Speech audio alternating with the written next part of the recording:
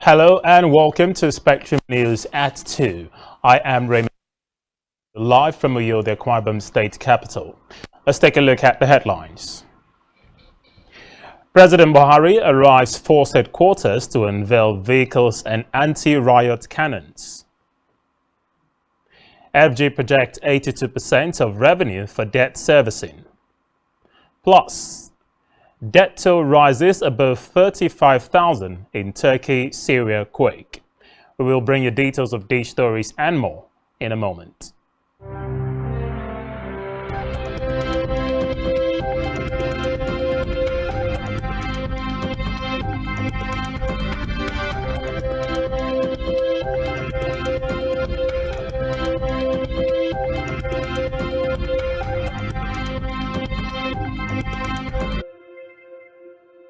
Buhari has approved the deployment of staff at the inaugural meeting of the Council in Abuja. Development of open market carbon subsumed into the NCCC in 21.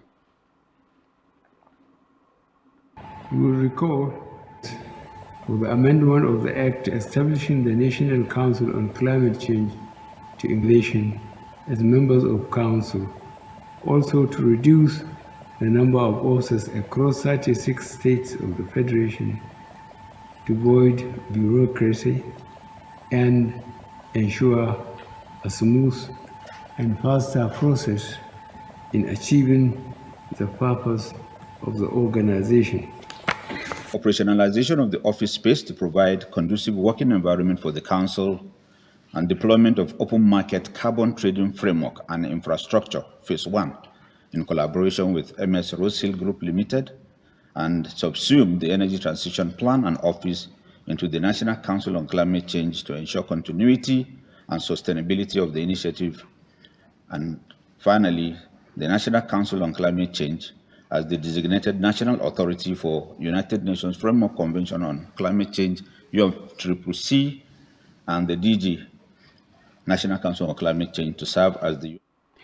Meanwhile, President Muhammadu Buhari has arrived at Louis Edet House, the force headquarters, Abuja, to unveil a wide range of assortments of operational assets acquired to strategically improve on the operational capabilities of the Nigeria Police Force, particularly in crowd control and anti-riot operations.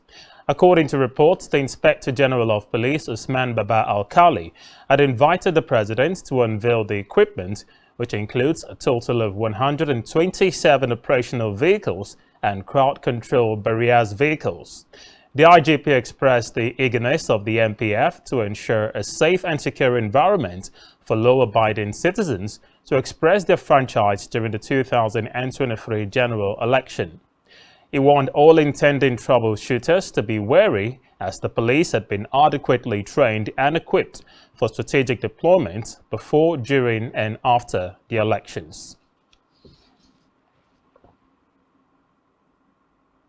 Away from that, the International Monetary Fund, IMF, says the federal government has projected to spend 82% of its revenue on interest payments in 2023. According to the IMF, $8 billion. The agency disclosed this in a table of project summary. The projections showed an improvement in the share of the government's revenue that was being used as interest payment, with interest payments falling from 96.3% in 2022 to 82% in 2023.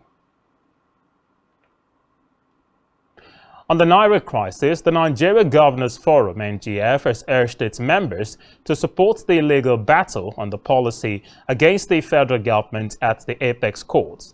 In a communique issued after its meeting in Abuja, the NGF directed Attorney Generals of the 36 states to review the suit at the Supreme Court with a view to consolidating the legal reliefs pursued by the state. The governor said that the country is at the risk of recession, which will be the result of the CBN's Naira exchange policy. On electoral matters, the chairman of the Independent National Electoral Commission, INEC, Professor Mahmood Yakubu, has had a meeting with leaders of political parties ahead of the general elections. The meeting took place at the INEC conference room in Abuja. Yakubu urged parties to ensure that only accredited party agents are allowed into the polling areas, and those with INEC ID cards will be allowed. He also appealed to them to call their candidates and supporters to order, owing to violent attacks that have been recorded in some of the campaigns. In the meantime, the Independent National Electoral Commission (INEC) has said that 240 polling units across the country do not have any registered voters, which will impede the conduct of the general elections in those locations. The INEC chairman, Mahmoud Yakubu, made the disclosure after a meeting with political parties held in Abuja. Yakubu recalled that the commission had made efforts to redistribute. According to him, it requires the redistribution of voters to new polling units in proximate locations. Council Femi Fani-Kayode over allegations of a coup plot ahead of the February election.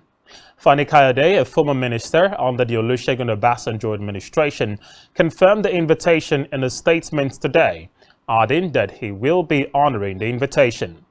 According to reports, Fani, in a tweet, alleged that some top army personnel, in a meeting with some politicians, including the presidential candidate of the PT, might be part of an agenda to provoke a coup and establish a new and unconstitutional order in the country. Of Chrisland School in Opebi, Ikeja, following the reported death of a student, the closure was ordered pending the outcome of a full investigation into the unfortunate incident. Meanwhile, a official on behalf of the State Ministry of Education commiserated with the parents of Whitney and prayed for the repose of her soul. In Africa now, Malawi has dropped criminal charges against the head of the anti-corruption agency following pressure from the country's main donors and local civil society groups. Martha Chizuma was facing charges of criminal defamation over a leaked audio in which she allegedly made remarks suggesting that a number of senior government officials and some judicial officers were hindering the fight against corruption. In a statement, the Director of Public Prosecutions, DPP, said it discontinued cases following a review and consultation with the Attorney General. Meanwhile, Chizuma's lawyer, according to reports, said the charges have not been formally dropped. Still in Africa, Palestinian President Mahmoud Abbas has reportedly accused Israel of having crossed all red lines in the occupied West Bank and East Jerusalem. Abbas, in a meeting in Cairo, urged world leaders to put an end to its actions, noting that the international community must protect the Palestinian people. According to reports, the Israeli-Palestinian conflict has seen at least 43 Palestinians, including attackers, militants and civilians, killed this year. And now on the foreign scene, U.S. officials say another unidentified object was shot down over the Great Lakes region at the direction of President Joe Biden. The officials said the object, which was flying at 20,000 feet over Michigan's Upper Peninsula, was shot down and neutralized by U.S. F-16 fighter jets near the Lake Huron. Meanwhile, the North American Aerospace Defense Command felt that taking gunshots at the object shot down was in an attempt to better preserve them for examination on this ground was unachievable. Still on the foreign scene, the death toll from Turkey and Syria earthquake has climbed above 35,000, with search and rescue teams starting to wind down their work. Officials and medics say 31,643 people had died in Turkey and 3,581 in Syria from the 7.8 magnitude tremor, bringing the confirmed death total to 35,224. Meanwhile, the United Nations Relief Chief, Martin Griffiths, has reportedly said he expected the number to double or more as chances of finding survivors fade with every passing day. Still to come in the news. John Brooks replaced as VAR operator for Liverpool against Everton following mistake. Please stay with us.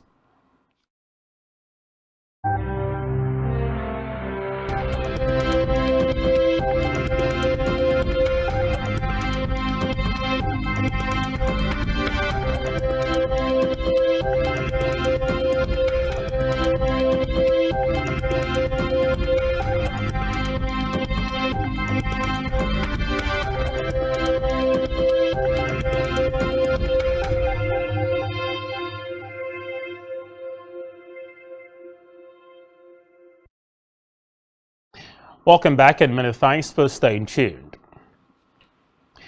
And now in business, the Manufacturers Association of Nigeria has said that the Central Bank of Nigeria's processes of allocating foreign exchange have its members in a dire situation.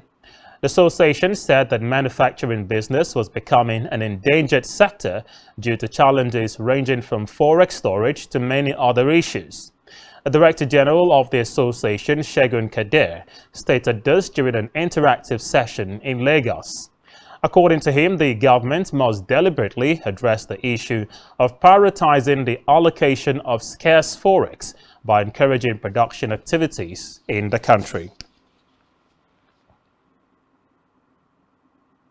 Still in business, the Nigerian Export Promotion Council, NEPC, has expressed its commitments to ensure that in 2023, too. Ekiti State Coordinator of the NEPC, Iyabode Abe, said the council, under the leadership of the Chief Executive Officer, Yakusak Ezra, will continue to promote the development of non-oil exports in order to safeguard the nation's economy. She said the council was committed to stepping up efforts to promote non-export through training programs that will expose small and medium enterprises to some technicalities of export business that will enable them to have clear competitive edge in the global markets. These figures represent data collected from the various pre-shipment inspection agents supported by the federal government of Nigeria under the Pre-Shipment Inspection Act P25, Laws of the Federation 2004. Niger's of urea and of fertilizer as the highest exported product in 2022 can be attributed to the Russia-Ukraine war, which created an avenue for Nigerian urea to thrive.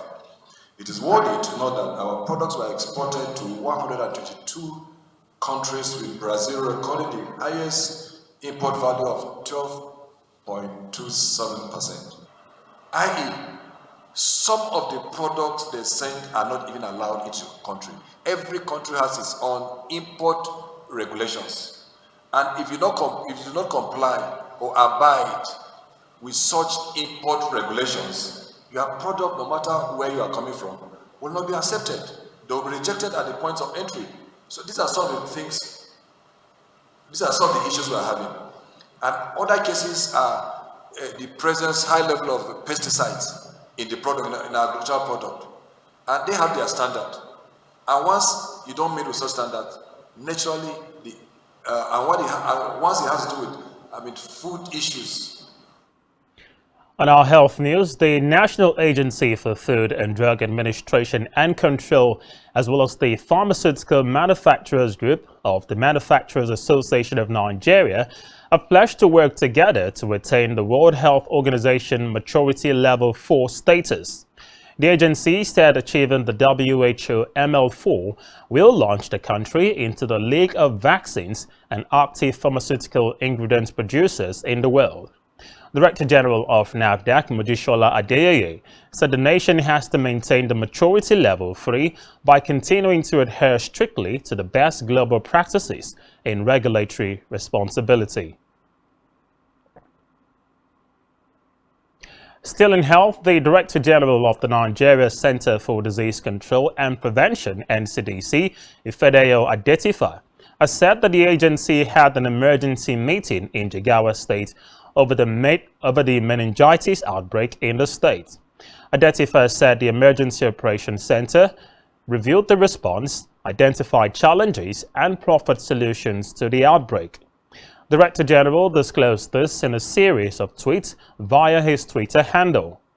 Meanwhile, Adetifa said the NCDC had designated and begun the establishment of zonal reference laboratories across the 6 geopolitical zones, which were at various stages of completion as part of taking forward lessons learned from the COVID-19 pandemic and its impact on Nigeria. And now in sport, Pedri's goal after 18 minutes was enough to give the 26-time champions Barcelona a 6th consecutive La Liga win.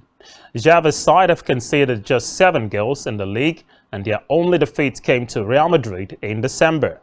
They took advantage of Real's absence from the weekend's fixture because of their participation in the FIFA Club World Cup to extend their lead. Real will now return to league action against Elche on the 15th of February after beating Al Hilal 5-3 in the Club World Cup final, but face a huge tax to overhaul their historic rivals. 8 bookings and a serious-looking leg injury to Villarreal's Francis Coquelin, who was carried off on a stretcher in distress, disrupted the flow of the match. And now still in sports, John Brooks has been replaced as the VAR operator for Liverpool's game against Everton today and Arsenal's game with Manchester City on Wednesday.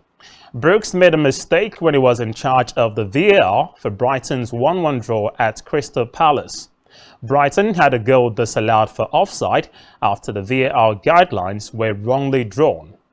Meanwhile, Andre Marina will replace Brooks while David Coote will assume VAR duties on Wednesday. On the entertainment scene, Ara's defense minister has condemned the latest installment of Marvel's Black Panther franchise, which depicts French troops caught trying to steal resources belonging to the fictional African kingdom of Wakanda. The scene turns on a group of bound French soldiers being brought into a UN meeting, embarrassing Paris' ambassador to the world body after they were caught on a secret mission to a Wakandan base in Mali. Journalist Jean Bizon, who posted the Black Panther clip, noted that the French mercenaries operating in Mali are dressed like soldiers from Operation Barkhane, a real-life military mission.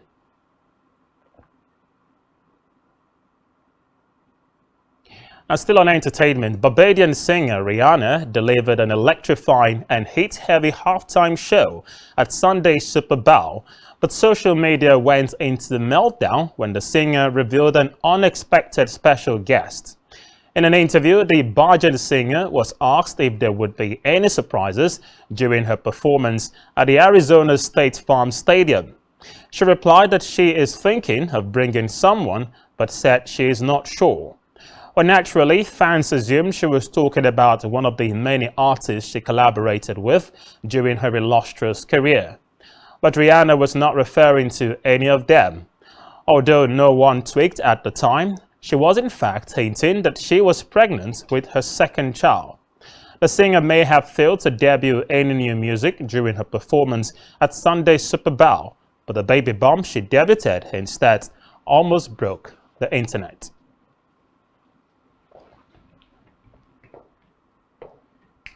And that's all we have for you at this time. Many thanks indeed for joining us. Don't forget to follow us on all of our social media platforms and do also subscribe to our YouTube channel, all of which you can find on our website. Just search spectrumtv.ng.